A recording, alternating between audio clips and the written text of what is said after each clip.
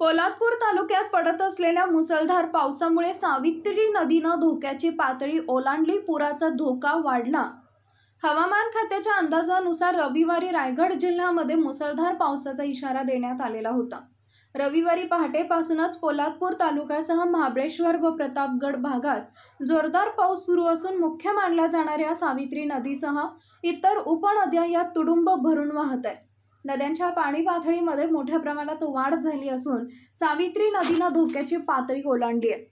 पोलादपूर जुना महाबळेश्वर रस्त्यालगत नदीचे पाणी आले असून पावसामुळे जनजीवन विस्कळीत झालेलं आहे. प्रशासनाकडून नागरिकांना सतर्क राहण्याचा इशारा देण्यात आलाय. पावसाचा जोर वाढतच राहिला तर पुराची दाट शक्यता वर्तवली जाते. रायगड जिल्ह्यामध्ये आज मुसळधार पावसाचा इशारा प्रशासनाकडून देण्यात आला असून पहाटेपासूनच रायगड जिल्ह्यामध्ये मोठ्या प्रमाणात पावसाची सरी बरसू लागला आहे.